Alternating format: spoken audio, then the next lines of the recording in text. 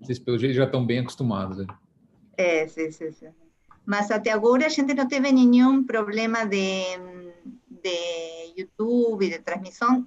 A gente sempre foi super pontual. Hoje acho que vai demorar uns minutos. Mas já está live streaming, pelo que eu estou vendo aqui. Sim, mas não sei se o problema é que tem dúvida se o mesmo link... Hola. ¿Para qué? Voy a apagar. No tem mais problema, já foi isso. Estamos aí com um pequeno problema de conexão, pero já foi al YouTube.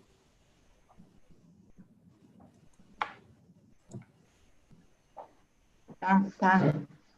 Nos vi en la televisión, que la había dejado prendido. Así que conectados ya, perdón por YouTube. Está conectado un poco. A pesar de que probamos de los hijos, se nos escapa alguna cosita, empezamos de una manera. Pero bueno, acá estamos otra vez en otro conexión.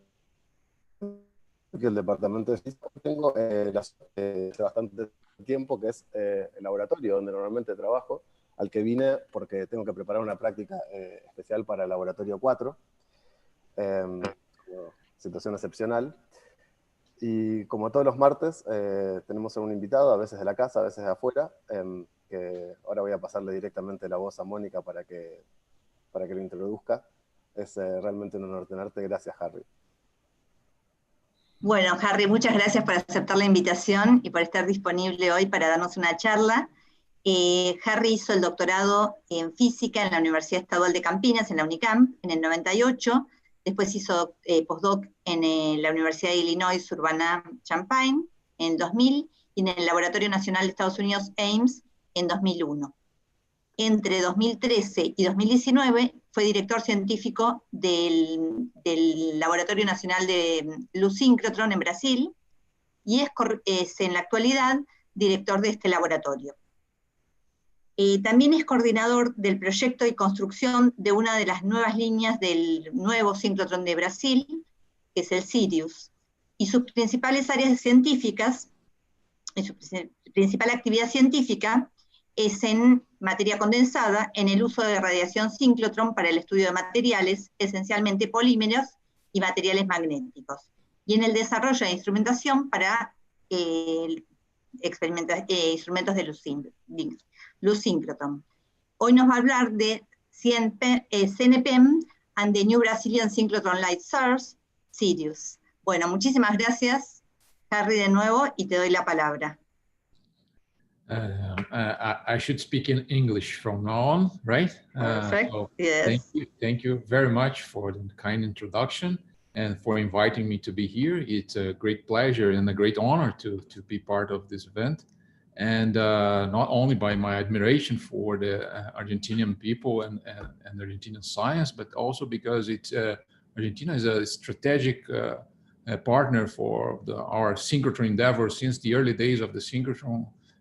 We have many scientists that have contributed essentially for what now allowed us to give this major step to build this new light source. So what I'm going to tell you is some aspects of what can be done with this light source and the current stage of construction of it. So I will share my screen, right? Okay. Yes, we will stop our videos. Okay. I hope you can see my video. Fine. Okay, yes, great. Okay. So again, my name is Harry Westfahl Jr. I'm the director of the Brazilian Synchrotron Light Laboratory. This laboratory is part of the National Center for Research in Energy and Materials. Is in Campinas, in Brazil, some state of São Paulo. And this is composed of 4 different laboratories. The first laboratory that gave origin to this whole endeavor is the so-called Brazilian Synchrotron LNLS, Laboratório Nacional de Luz Synchrotron. That's the only synchrotron laboratory in Latin America, and one of the two in the South Hemisphere.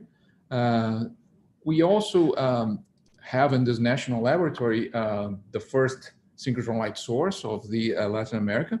And this light source has been deactivated. We call it UVX.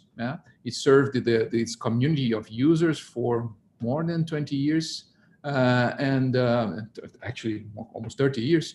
And it created this community and created all the know-how that we needed to build the fourth generation synchro light source, so-called Sirius, that I'm going to talk about. In this lab, we have also the National Laboratory for Biosciences, and they have the different scientific programs.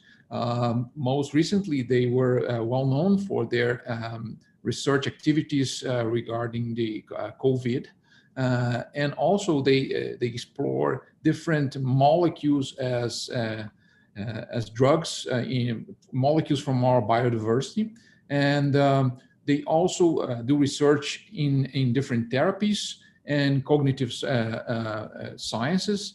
And so they have a whole pipeline of bioscience from the molecule all the way to the organism. And they investigate different problems in health as well. Then we have the National Laboratory for Nanoscience and Nanotechnology. This laboratory is not only a research facility, but also it has several electron microscopes and other infrastructures that are open to the community, scientific community. And they serve pretty much like the synchrotron. We have proposal systems for this equipment.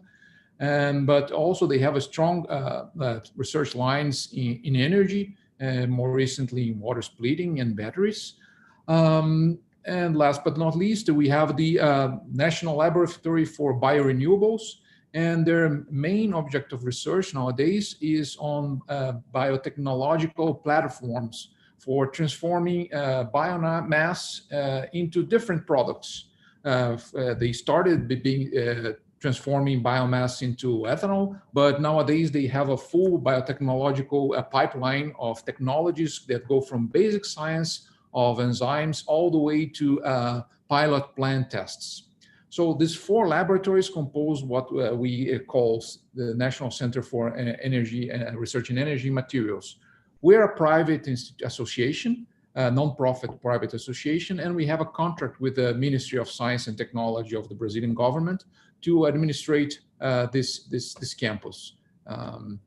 We have opened the open facilities that we have. We used to have these beamlines of UVX, 4 bioscience labs that are open for user submission. We have 7 biorenewable labs and 6 nanoscience different labs with AFMs and electron microscopes and different equipment available to the community. This is more or less the evolution on how our user program and the number of users. Obviously, the synchrotron was always the one to contribute the largest to this user program. And lately, since we stopped working with UVX, we are decommissioning, and it's not open for the community since last August. And obviously from that, we had a decrease in the number of users that we accepted in the institution. But now with Sirius, we're slowly picking up the pace, and we hope to reestablish our scientific program for the user community as well. We have roughly around 300 articles per year published by the users that come to use this facility. The impact factor of this community has been increasing substantially, and nowadays we have been investing basically in pushing this community to publish better papers in higher impact journals. And I must say that many of these high impact journal publications come from Argentina. As I said, it's one of the strong communities that we have. It's actually the largest place, or it used to be at least, I don't know how about last year, but it's the largest place where the users come from after the state of São Paulo.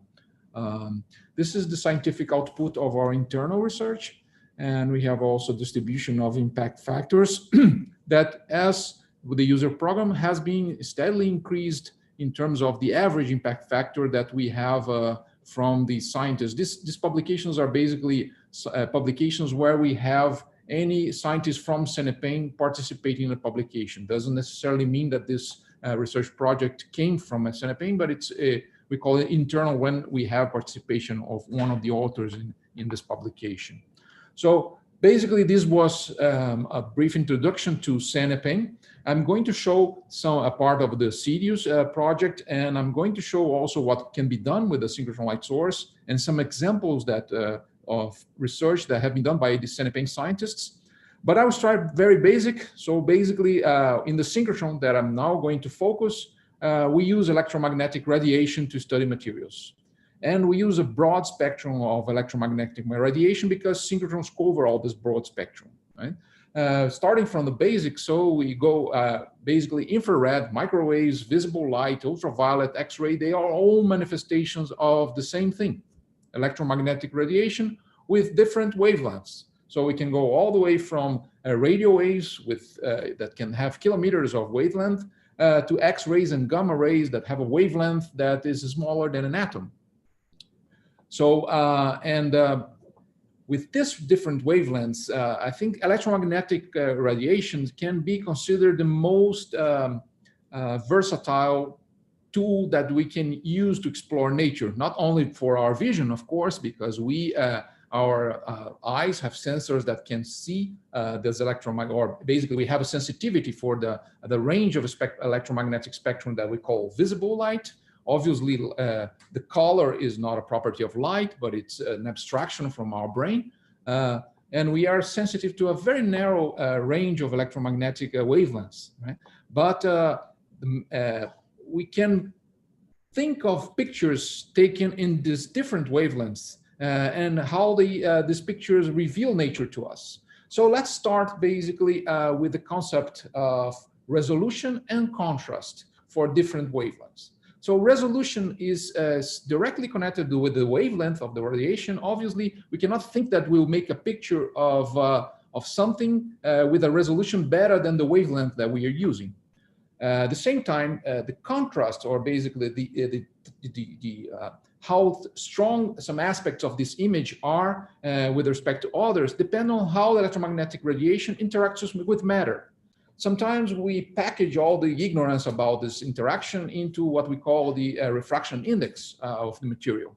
So talking very simply, if we start with pictures, right, that we take from our camera, that would be a regular picture that we see using visible light with the camera of our cell phones. Now, if we try to make the same picture with radio waves, that would have a very low resolution, and it would be not as reflective as the wavelength of visible radiation, right? And the contrast completely different, right?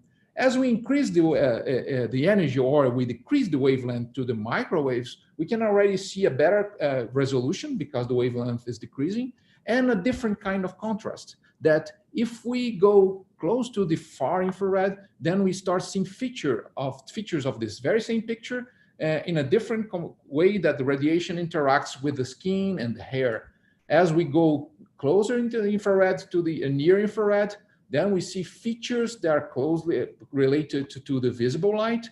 And as we go to the other side of the spectrum, higher energy or even smaller wavelengths, we go to the ultraviolet, and that gives us a completely different view of the image. We see some features on the skin, and we see obviously the person has their eyelids shut because this is ionizing radiation and it cannot be used. I'm not suggesting that anyone takes ultraviolet pictures from to see them in the camera. The colors obviously they are not real colors. These we cannot see in the ultraviolet. But these are basically a lookup table. These are abstraction that we basically change intensities of each wavelength by assuming a table for lookup into different colors. Now, if you go to X-rays, then the image we see is completely different, right? X-rays penetrate matter, and we can see through the person. And we see only the shadow of the bones and all the structures that are heavier inside the skull. So, and this is a picture again, right? We can start a discussion about philosophically what is to see in different wavelengths, but I will leave that for your imagination later.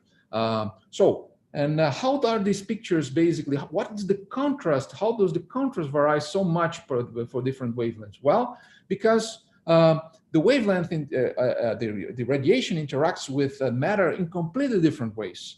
And why do we use a synchrotron? Because the synchrotron covers all this spectrum of wavelengths. We can, in a single source, is a particle accelerator, but we can generate electromagnetic radiation with high intensity and high brilliance and high resolution for your pictures in all these different wavelengths of the spectrum. So it's a kind of a universal lamp, a high intensity universal lamp. Now, how does the radiation interacts with matter?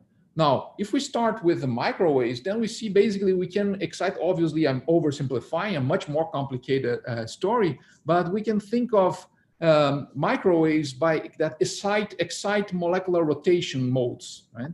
And as we go to infrared, we can see that this basically these wavelengths of the order of microns, they excite vibrations. So every chemical bond has a certain equilibrium length, and it has a spring constant and mass. And so given that different bonds, double bonds, they have different strengths and different mass of the atoms, we have different frequencies of vibration. So essentially with infrared, you excite this the vibration modes of molecules.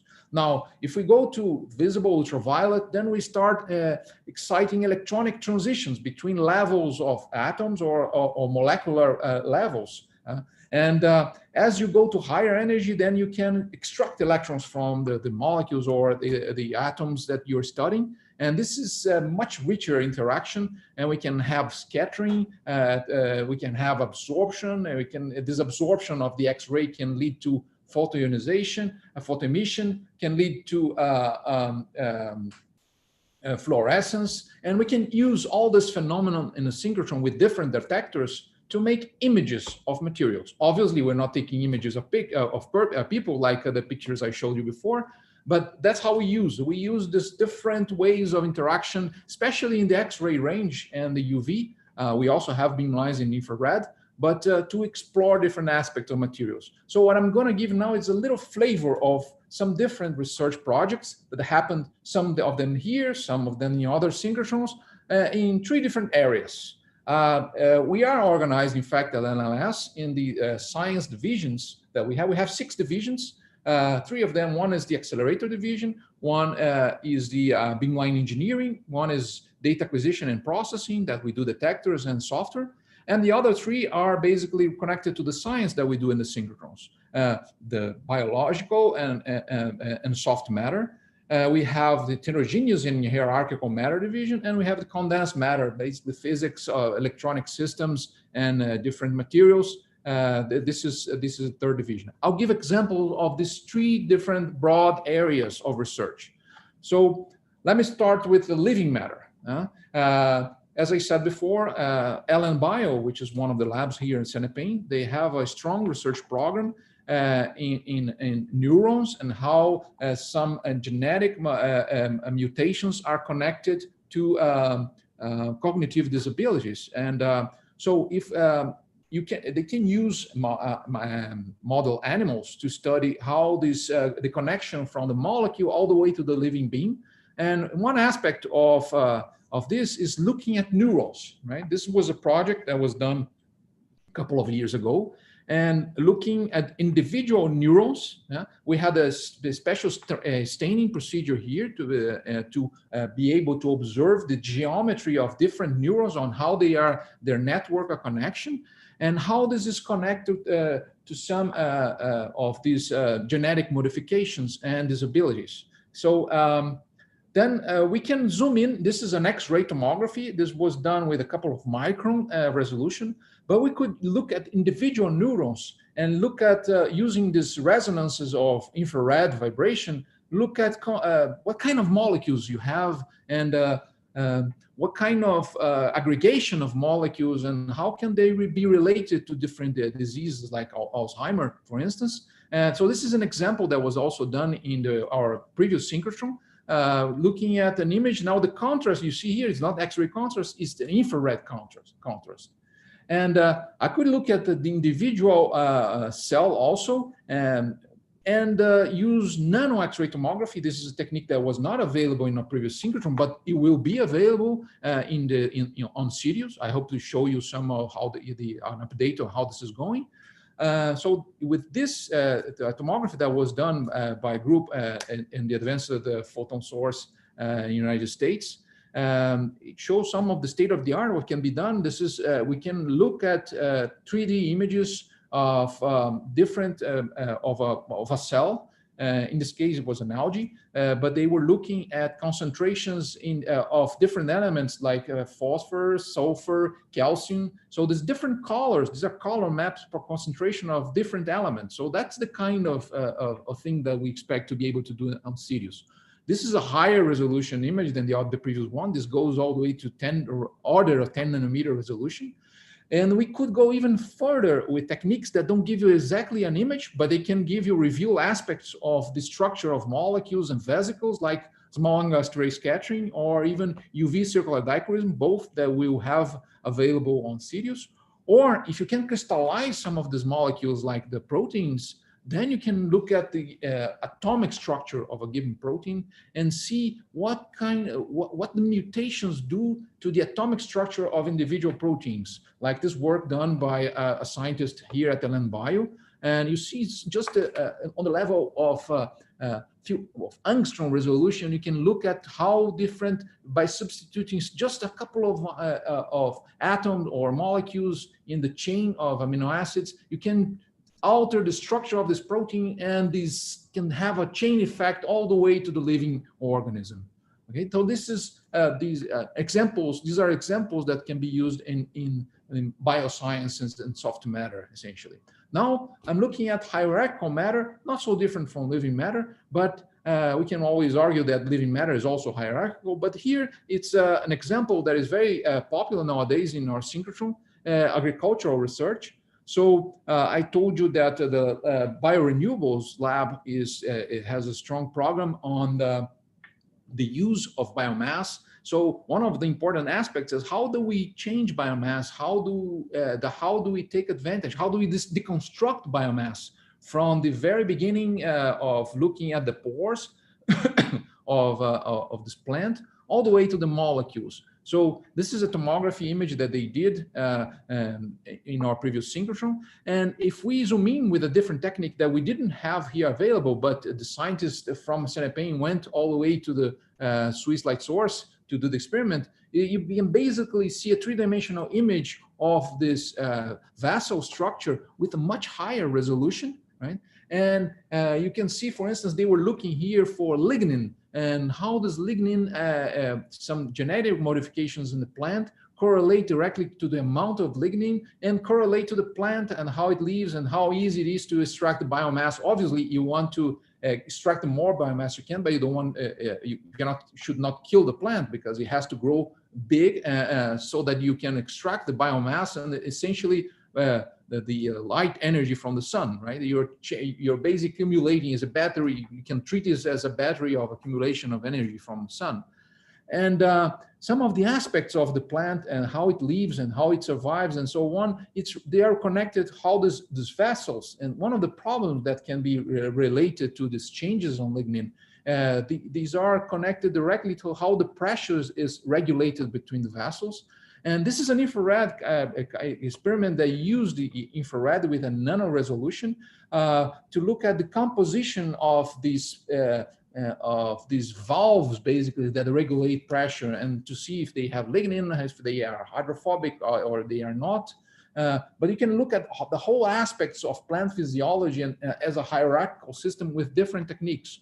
Or even the soil, we can look at the soil and probe aspects of the soil, like how the roots interact with the inorganic components and how these inorganic components eventually can be speciated around the roots and how they are absorbed by the plant.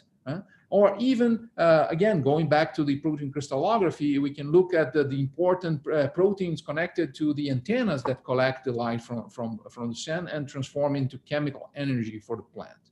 So again, this is a few examples of different aspects of different wavelengths. We should compare this to the previous images and photographs that we did from the same person at different wavelengths. Now we're looking at a plant, a hierarchical complex system at different wavelengths and different resolutions.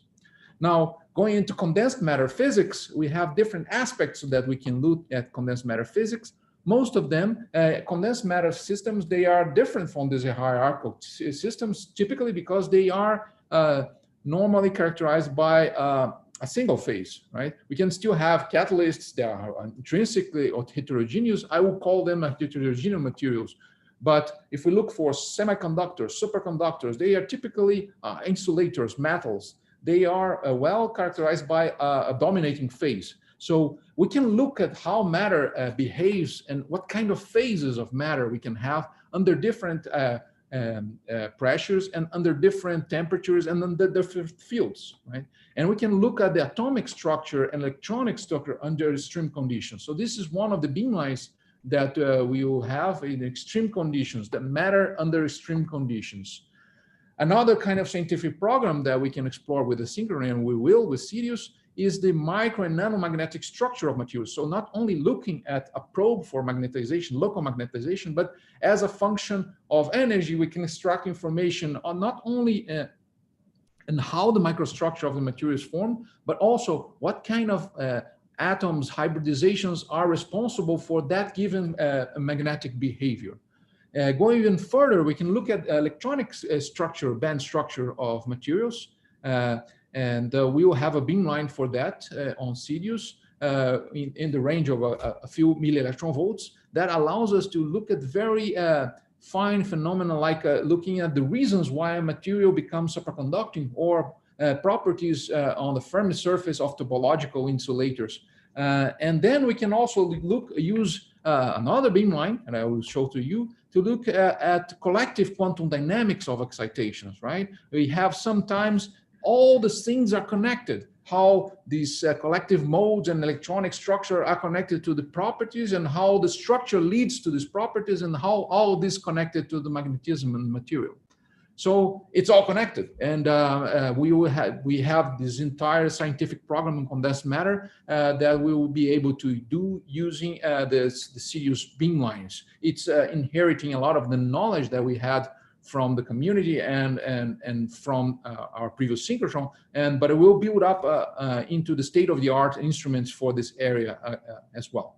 So a little bit about synchrotrons. I told you about applications, but how do we produce the synchrotron light? First, any charge that is accelerated produce electromagnetic radiation. Particularly electrons, they are very light and they produce a lot of, the lighter the particle, the more electromagnetic radiation it produces when accelerated.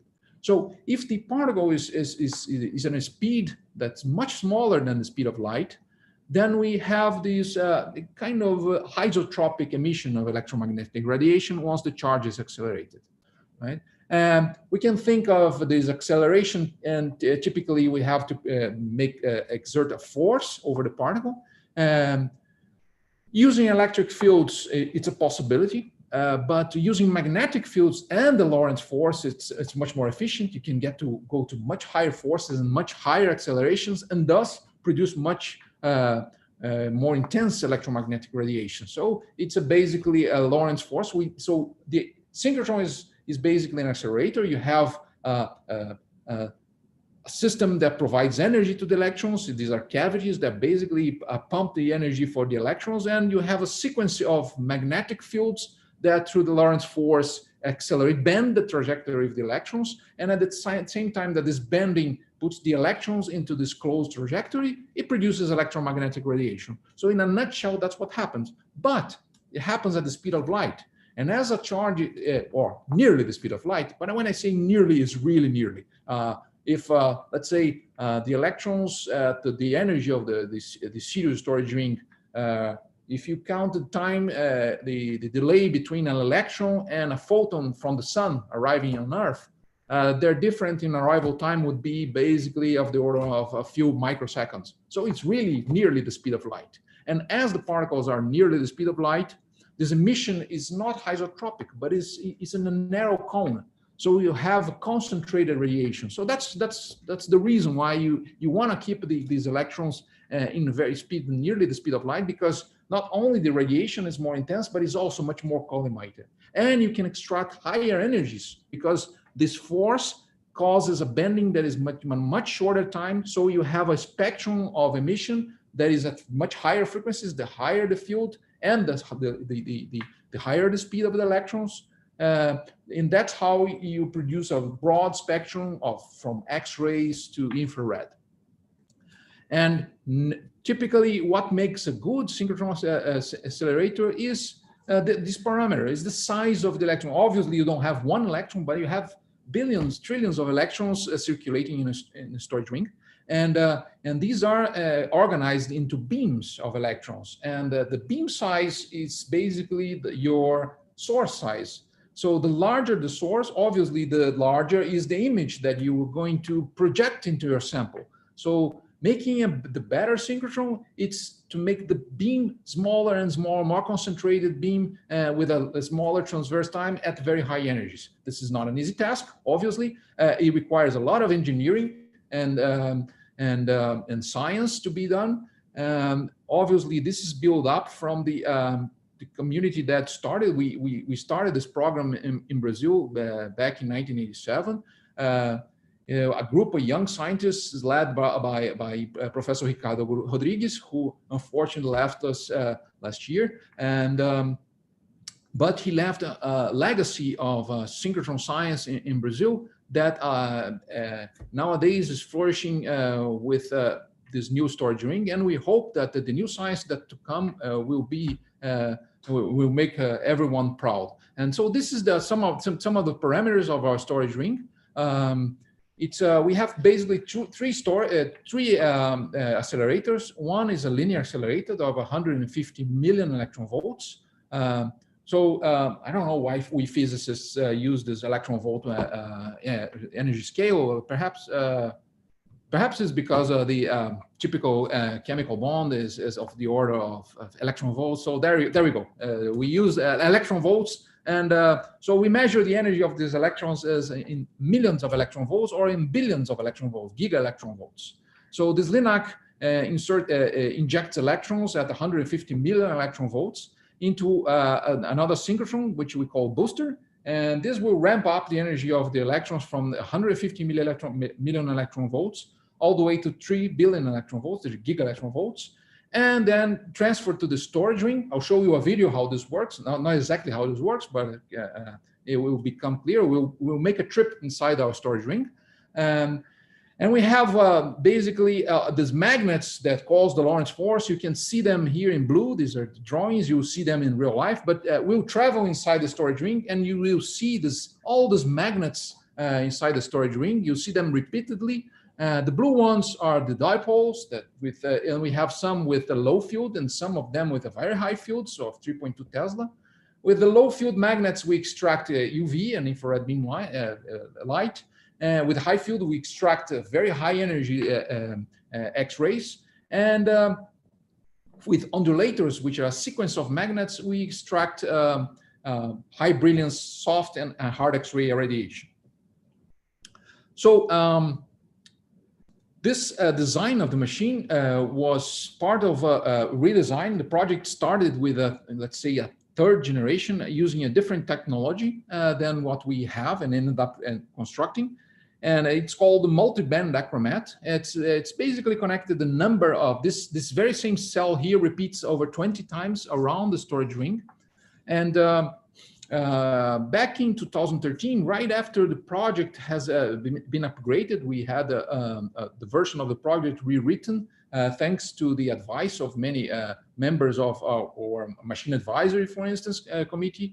And thanks to that, we were, our accelerated groups and engineering groups, they were challenged to use a new technology that was just starting to be used in one synchrotron that was in construction, Max 4. It was the first 4th generation synchrotron in the world, and the first one to use this different technology for accelerators, the so-called multiband Necromat. And back in 2013, when our synchro was just on paper, and we had this publication showing the future machines that would be constructed with this new technology. Right now we have Max 4, who was the first one to and start operating in 2016. Oops, I'm sorry. Let me just go back one step. And ESRF also started the European synchrotron started operating just recently and and started a new 4th generation. This is the only one that is a higher energy. It's not a 3 GeV, it's a 6 GeV machine. It is a low emittance machine. And now we'll have Sirius that is starting commissioning of the beamlines, and we start receiving scientific proposals, as I will show you. So, but before, let's walk inside the storage ring. What I'll show you now, this is the building, and this is the LINAC where everything starts. Typically, you will not see this bright shine line. This is simulation. And so, as I said before, we have the electron being injected into this part of the internal wall, this accelerator in the internal wall that we call the booster. That's where the energy is ramped up and then transferred to this internal storage ring, where you see the same magnets that I showed you in the picture before. So it's through these magnets, these dipoles, quadrupoles, sextupoles, that we have the electrons running inside this very ultra high vacuum tubes. And within these tubes, we have an electron current that we expect to be on the order of 350 milliamps. And this generates radiation for several experimental stations. And we are now, what we see is basically the trajectory. Let me go back slightly a little bit. So you saw the storage ring, the electrons in the storage ring. And as the radiation is emitted, it goes through this pipe, so that what we call the front end of the beamline. And so we leave from inside the storage ring to the outside part. So now we'll talk about the experimental stations that use this radiation for doing science. So we'll jump from outside the storage, this tunnel of the storage ring, to the experimental hall. But before we do that, let me tell you, the synchrotron, the Sirius was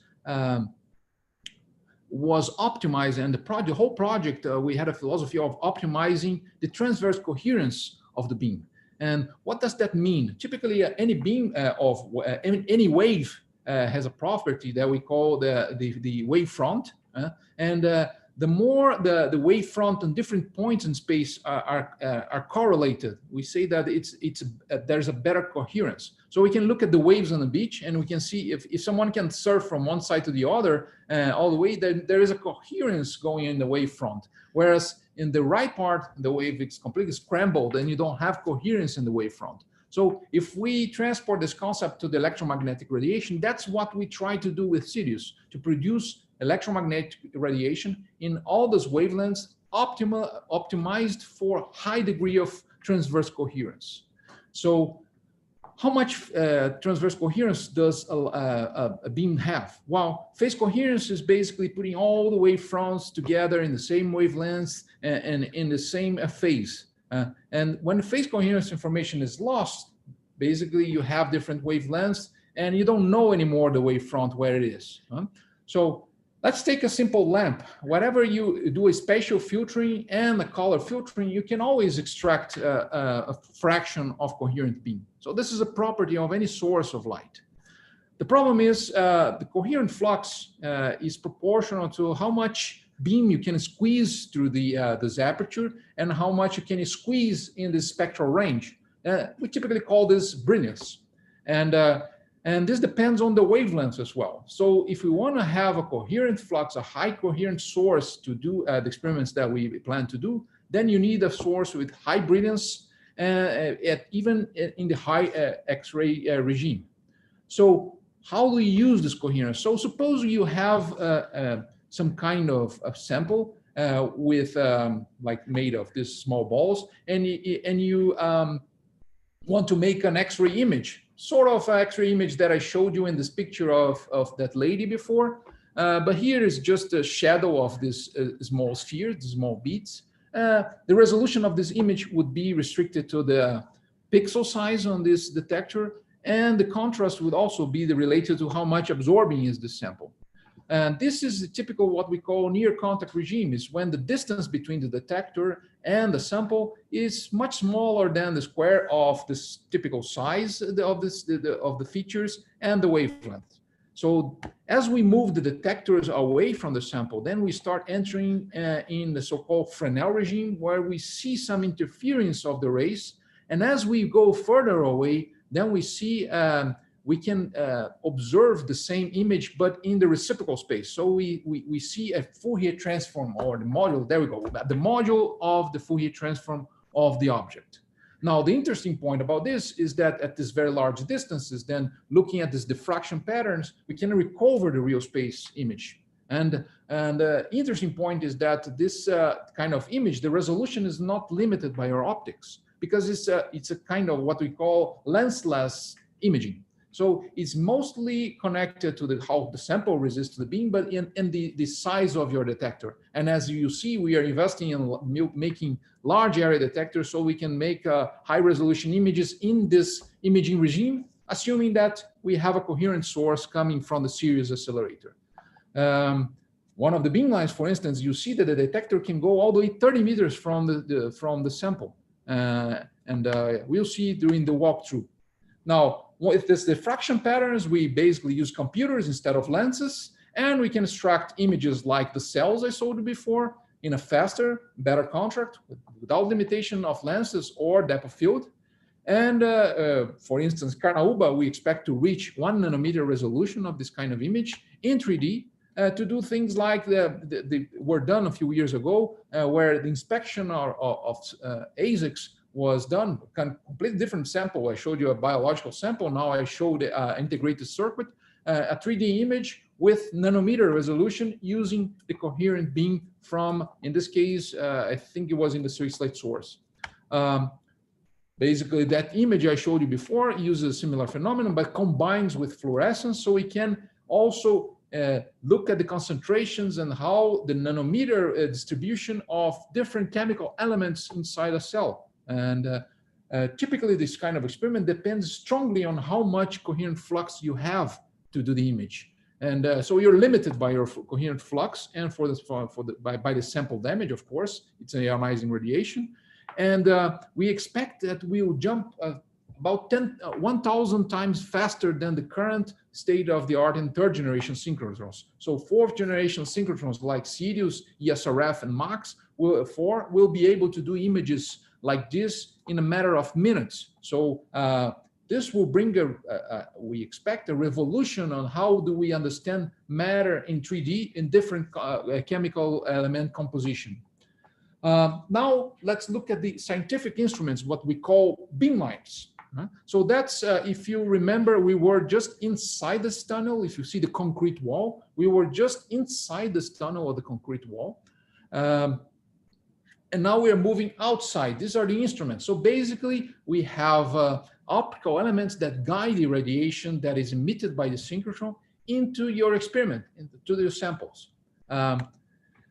Essentially, we have the source. The electron beam is accelerated in a device that makes a wiggle, and as the radiation moves away from inside the storage ring in this wall that I showed you, it goes through different elements like monochromators, mirrors, and these are what we call the optical elements, and this is a schematic layout of what we call beamline.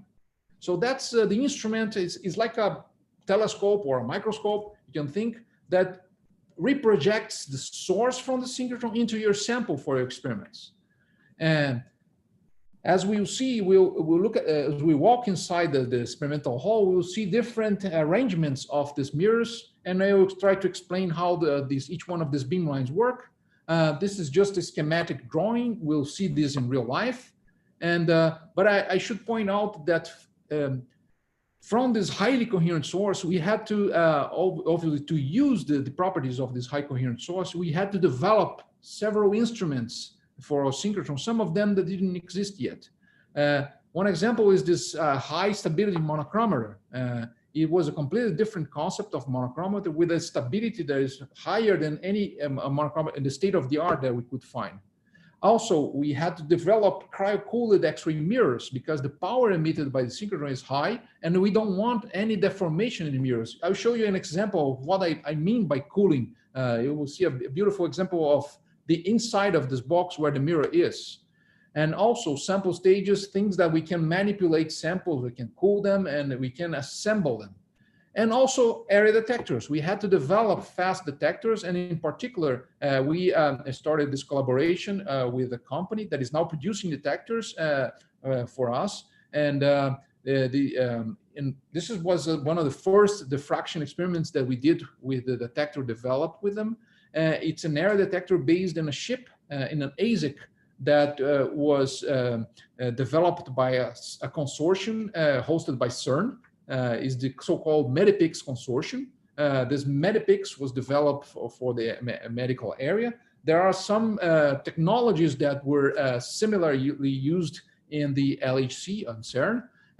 Obviously, this is we are part of this consortium, and from that is how we started developing our own electronics and sensors for this kind of detector that is now part of our synchrotron beamlines.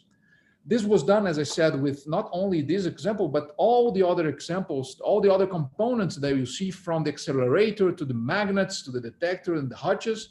This was all done with Brazilian companies. And we partnered with them. We did prototyping, and now they are producers of this technology. And we hope that in the near future, they will be exporters as well.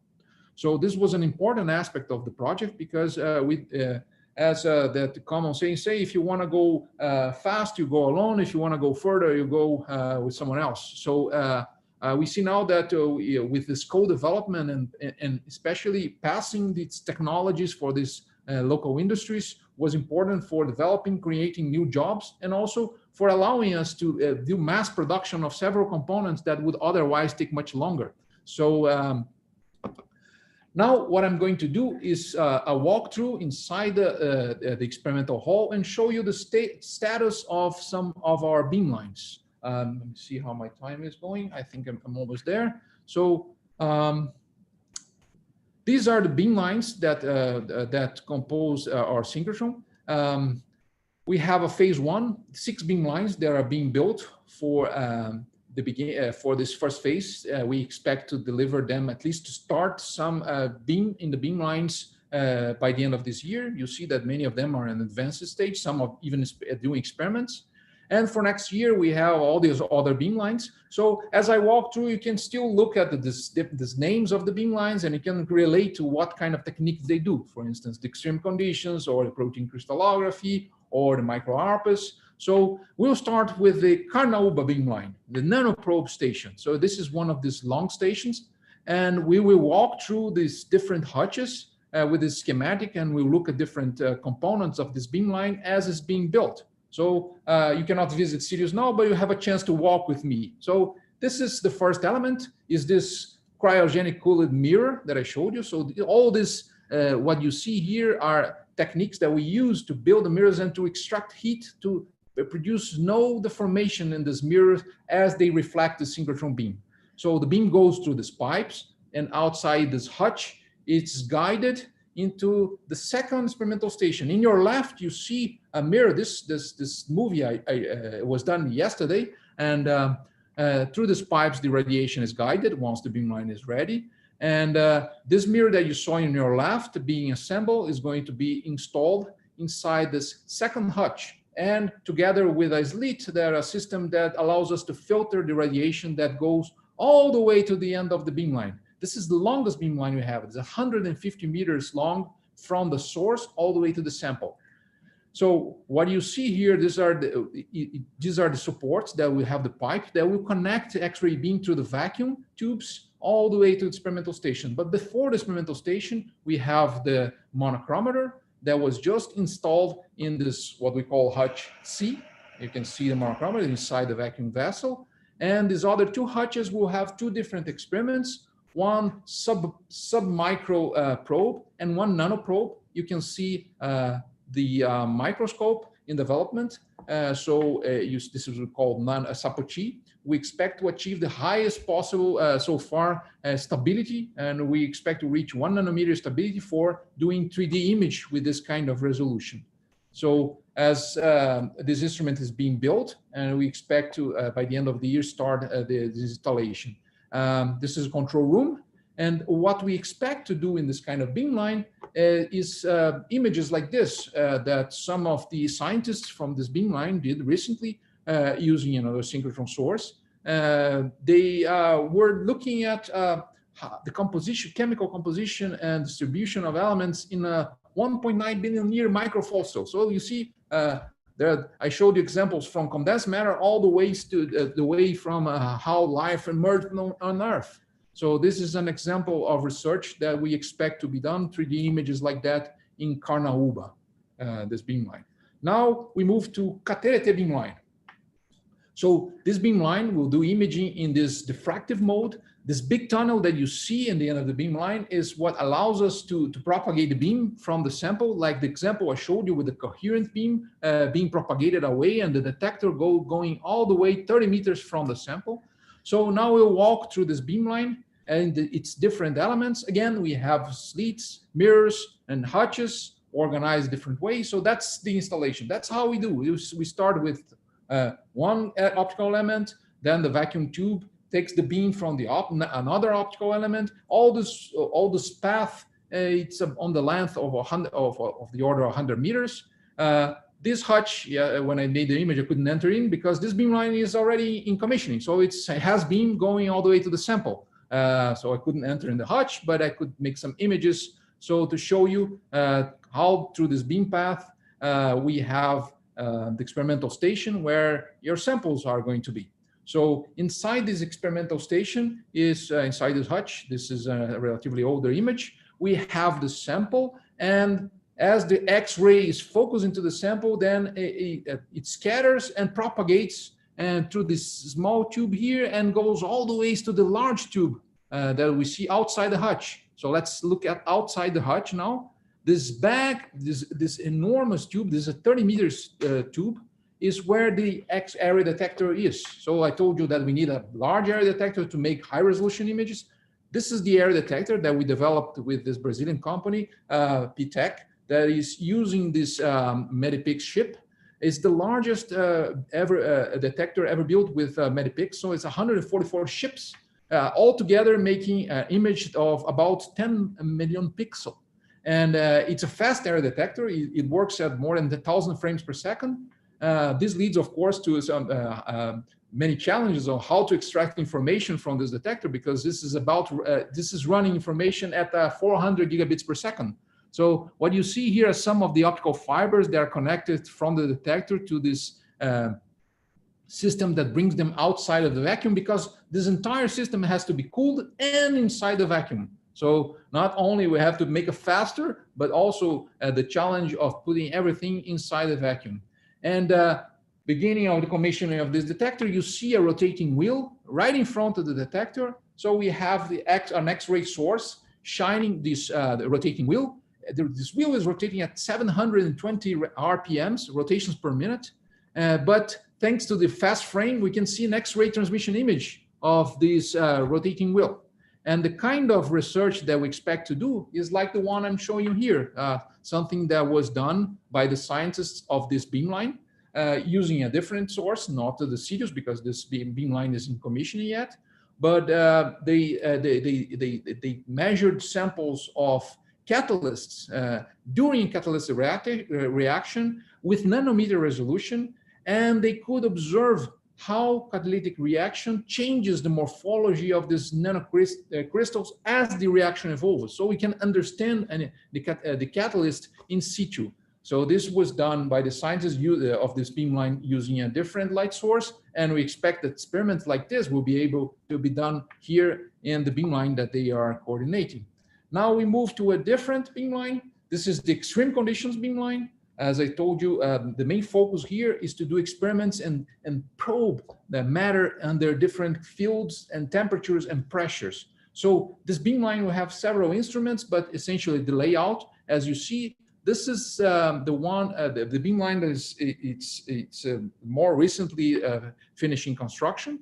So you see some of the elements, and the stage of this beamline right now they are inserting the experimental station elements, and so this is a long and high hutch, and so that we can not only use pressure cells, but we can also use high magnetic fields that will stay in this region here, and a diffractometer. And all of this is, if you were here with me, you will see the kind of experiment that you can do in this beamline. It's manifold, but basically you can probe matter in the different conditions. And some of the elements I showed you in this beamline allow you to do what is called a magnetic circular dichroism. It's a kind of a magnetic probe. You can probe a magnetism in the material and magnetic properties, not only magnetization of the material, but you can probe magnetization as function of electronic states that are causing this magnetization. So in this example here,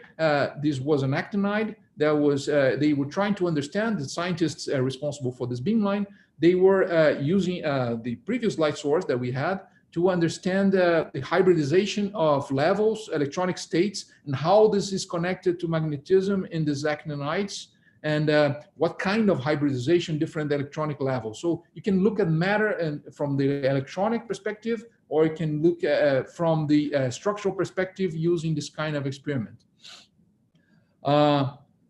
Next, we go to the protein crystallography beamline. We're almost finishing our tour, and this is the first beamline to start doing real experiments on Sirius. If you saw on the news recently,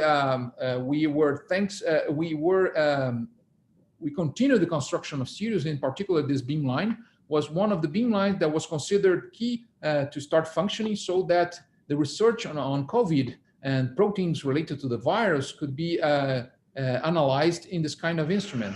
So this was the beamline that started operating here. Oops, I'm sorry, I clicked the wrong place here. Let me just go back. Okay. So this is where the sample is. This is how the beam is focused, is a micro beam. And this is an example of, it's the first protein structure that was obtained on Sirius. That was the structure of this 3CL protein. It's a protein, it's a protease that it's important for the metabolism of the virus. And they got a very interesting structure that is already deposited in the PDB, the database of protein structures. And they are working on a publication, but this is, we are very proud because it was clear that the beamline was working, and the scientific program of the biosciences laboratory could be matched to the beamline and allow us to help on this fight against COVID by understanding some aspects of the virus. There are other users now that are taking data on this beamline for the COVID, but there are, of course, many more projects. An example of this is the project of looking at how enzymes break polysaccharides. This is a strong program in the LNBR, the National Laboratory for Biorenewables. So they produce key enzymes or cocktail of enzymes that were designed to more efficiently break polysaccharides that are the structure of the biomass. So from that we can extract products, but in a way that is much more energy efficient. So this is another example of things that can be in this beamline. The fifth beamline that we'll visit now is the Magno Beamline. It's a high energy tomography beamline. Basically, you can work with a high energy beam up to almost 70 keV. And this, in fact, was a beamline that started last year. And the end of the year, we started the first experiment. It was still not the final end station, but it was the first experiment that we could run on Sirius because we only needed an exit, and this beamline was prepared to see the first beam of Sirius in this kind of rack sample. Now the beamline is continued, and we'll finish in its final version soon, which brings the sample inside this tunnel, and we have a conical beam that allows us to do tomographies with all the way from 100 nanometer resolution to microns resolution samples, large samples or very tiny samples in what we call zoom-in tomography. So this is a technique that will be available, and thanks to the high flux, we can look at samples, the 3D images of samples as they evolve with time. Like this example that was done by the coordinator of this beamline and their collaborators. And they basically look at what we call 4D tomography, 3D images of as a function of time, and they simulated the decontamination of water reservoirs, the groundwater reservoirs, and they basically they created a model system where they contaminated with the detergent, and by inserting water and nanoparticles, they were able to see microscopically how the decontamination works.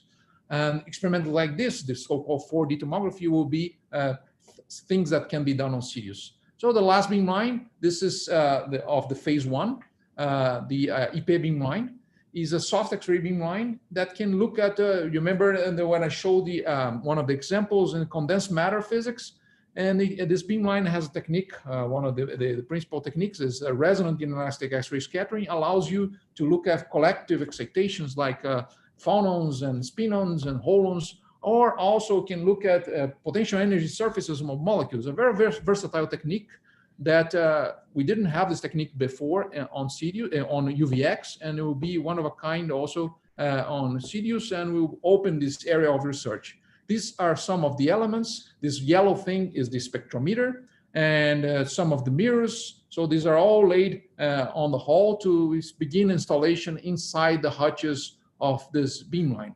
So all these elements are now being transferred, and you see them in this part of the experimental hall very soon. You can actually even see the place where the spectrometer is going to be laid off. It's staying in a granite bench, floating, and so you can basically move the spectrometer to different scattering angles and probe, for instance, scattering versus energy of collective excitations. This is one of the labs associated to the different experimental systems. Is a lab for growing thin films, and we expect to have different labs like that on Sirius for the community to prepare samples, as well as we have we're providing computing infrastructure to deal with all these big images that you saw. So to finish, let me finish this with an image of Sirius, and expecting that you all have very good ideas to bring, as typically this community has, to bring to our Synchrotron, because the experiments that we do in the Synchrotron, we build all this infrastructure, and now the success of it will be measured by the science that we can do in the Synchrotron.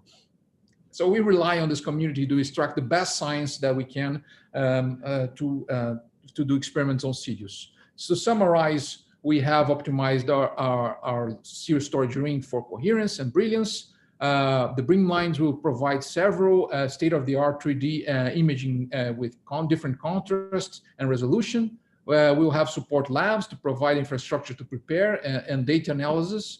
And we expect to have great opportunities for agriculture, medicine, any area of knowledge can be benefited by Sirius. So I thank you all very much for your kind attention and for the invitation, and I would like to open for questions. Thank you very much.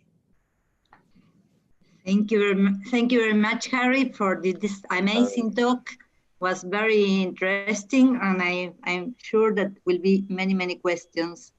Usually we start with the questions in the Zoom and then in the YouTube. I don't know how the YouTube is going. So there's still no questions, but as it's always a little bit delayed, they will try. We'll try to wait a second. I can read the hellos from people. So Diego Viñaki, Cintia Fernández, Pablo Valenzuela, Lía Petrasanta, Ruben Bert, Federico Williams all say hello. Okay. María Gabriela Capeluto, so sorry. Okay. Here, Christian Antiva said, excellent and complete presentation. flawless and accuracy. Thank you very much. Do you drink a glass of water? You don't breathe during the presentation, Harry. What? You didn't breathe during the presentation. We just ran. So there's a question in the YouTube channel from Federico Williams. He says, I will read it first in Spanish. I think you'll probably understand. Soy un usuario frecuente de PGM para medir XPS en SAX y RPS. ¿En qué nuevos beamlines se podrán hacer estas mediciones? Should I translate it? I think no, that's fine. I just didn't. It's the XPS and SAX. I understood. So he used NEXAFs and RUPs. XPS. And he was asking if there will be new beamlines for this measurements or so. Oh, definitely. XPS with either regular XPS or what we expect soon to have near ambient pressure XPS will be available in this last beamline, the EP beamline. XOFs will be available in basically all these beamlines. You can do this in Caterete with nanometer resolution. You can do it in EMA. You can do in Carnaúba, but we will have a regular XOFs beamline also available in the next phase, phase 1B, that will start construction very soon, and we hope to have available next year. But you can do X-ray spectroscopy in most of the beamlines I showed you, except for the protein crystallography and the tomography beamline that I showed, because these have tomography has fixed energy and the protein crystallography has a specific purpose.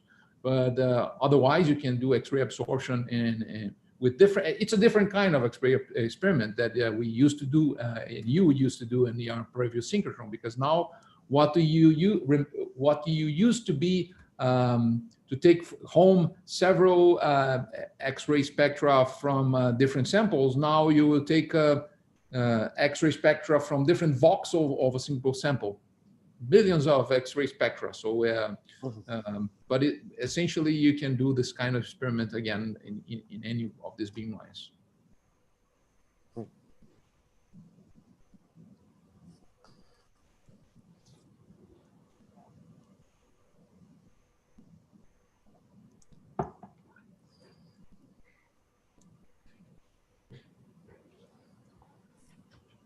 Christian, do you have any questions? No, there are no. At the moment, there are no more questions coming. How about Zoom? Let me put the list of beamlines again if someone has a question. Yeah, I will ask a very short one. You show the image of the protein crystallization of the SARS-CoV. In which resolution are you doing this? Yeah. That's a nice thing, actually. I think for that crystal, we reached about 1.7 angstrom, but I'm not absolutely sure. But just yesterday, I stopped by the beamline, and they were taking resolutions of better resolutions than are in the protein data bank for most of the crystals that they are collecting. So, and this is still initial stage. This is still initial stage of this beamline.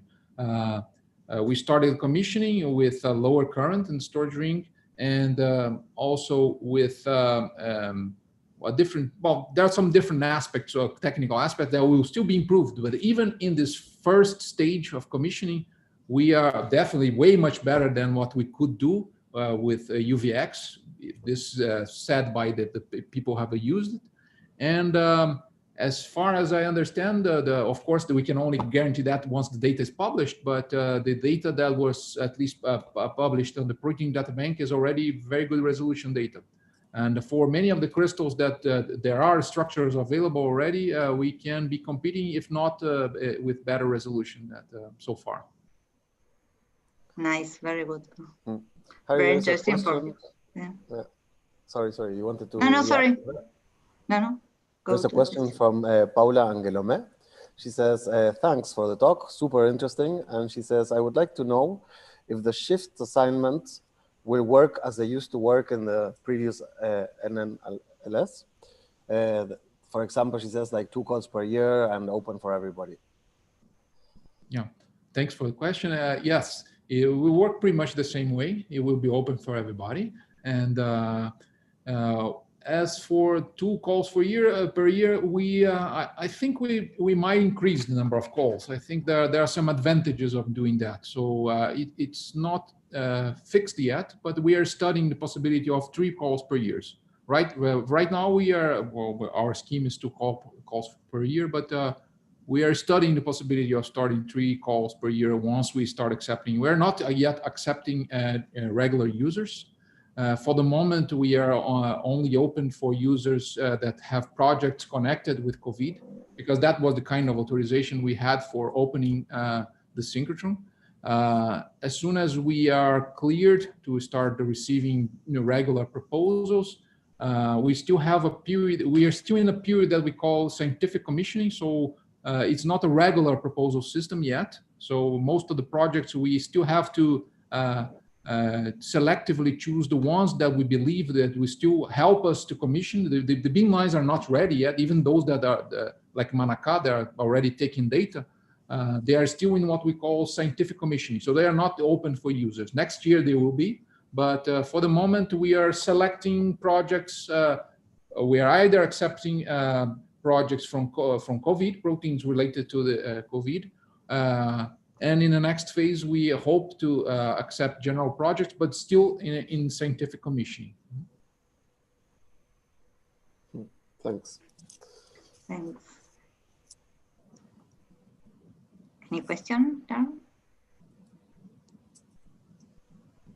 It was an amazing talk, but what's difficult to follow everything. Then it was, I think that later on we will start to think, maybe I could ask something. Harry, a question. So now that you're finishing this one, are you already thinking on the next one? Well, there are some, I cannot say that we are not thinking. Of course, we had a lot of work to be done yet. The thing that occupies most of our time right now is building new beamlines, because we have this set of 14 beamlines that I'm showing you now, but this by far does not exhaust the possibilities or even the number of possibilities that we have for the synchrotron. So the major let's say construction and design activities are around these new beamlines. But for sure, you as soon as the project start, you start already having ideas for the next one. But it's probably too soon to tell. Yeah, like right now we are thinking about a more concentrated in the doing new beamlines and mostly extracting the good science out of it. Great. Very I don't know if nice. you said it and I missed it, but how long do you plan this Sirius synchrotron to be running? What's the estimate? Well, I didn't say that. Well, let's see. The former synchrotron started in 1997 to operate, and it ran until 2019. I'm kind of lost now. Yeah, 2019, last year. So 22 years, right? Yeah. I think that's the kind of the average time for facilities is 20 to 30 years. That's a typical time for a facility to run before a major upgrade. I guess that's no, for how long? I think as long as you can upgrade it, you will be running, right? I think UVX couldn't be upgraded to do this kind of experiments that we're talking about now. It was not just a matter of tuning up or improving things. You needed a much bigger accelerator than what we had. For instance, the size of the the circumference of the previous storage ring was 93 meters. This one is 528, or something like that. So you need a really much bigger building than we had. So was not a matter of upgrading. Now, for Sirius, I believe that we are kind of in the state of the art what can be done, and I believe even given the time frame that will work, it will always be possible to provide new upgrades and new ideas. Who knows? Huh? Anything is hard to make predictions, especially about the future.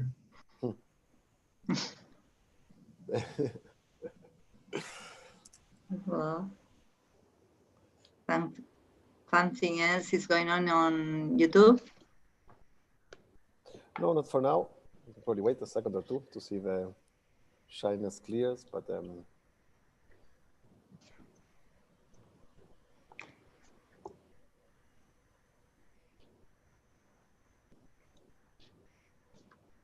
yeah.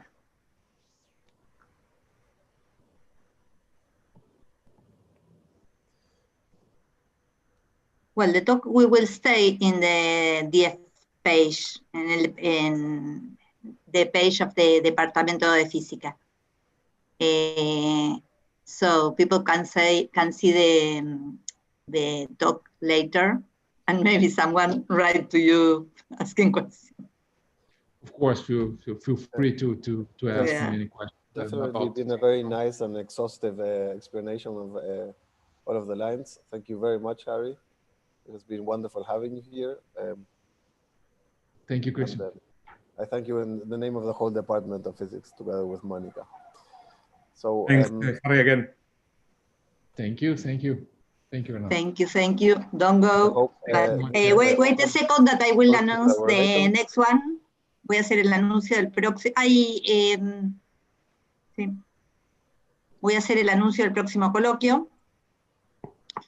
No se lo pierdan el jueves que viene. El título es El bueno, el malo y el feo, el spaghetti western de la turbulencia, que lo va a dar Pablo Minini. No se lo pierdan por el mismo canal de YouTube.